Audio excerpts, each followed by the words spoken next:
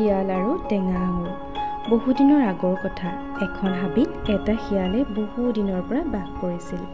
এদিন তাৰ খুব ভোক লাগিছিল আৰু ভোকতে সি ইফালৰ পৰা সিফাললৈ খাদ্য বিচাৰি ফুৰিছিল। দিনটো অনাই বনাই ঘূৰি ফুৰি অৱশেষত সি হাবিৰ মাজত এজোপা ডাঙৰ আঙুৰ গছ দেখা পালে। আঙুৰজোপাত লমালমে আঙুৰ লাগি আছিল।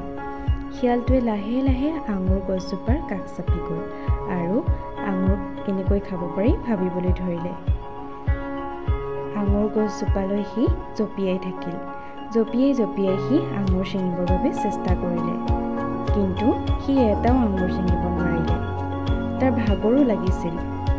পুনৰ সি আঙুৰ ছিঙিবলৈ চেষ্টা কৰিলে। এনেদৰে সি জঁপিয়াই জঁপিয়াই ভাগৰি পৰি আন ডালটোৰ ওচৰলৈ কাষ চাপি গ'ল আৰু আঙুৰ ছিঙিবৰ বাবে পুনৰ চেষ্টা কৰিলে, কিন্তু সি এটাও আঙুৰ ছিঙিব নোৱাৰিলে। আঙুৰ খোৱাৰ আশা তাৰ মনতে থাকিল।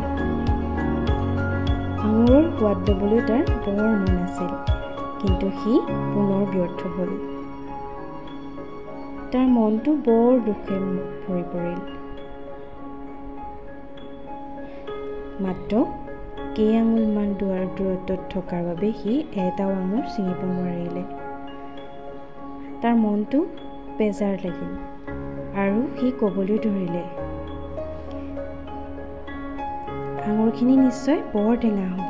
এই আঙুৰ খালে মোৰ পেটৰ বেমাৰহে হ'ব।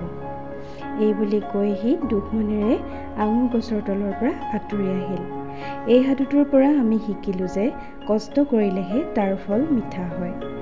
আমাৰ এলেহুৱা স্বভাৱৰ বাবে আমি কাকো দোষাৰোপ কৰিব নালাগে।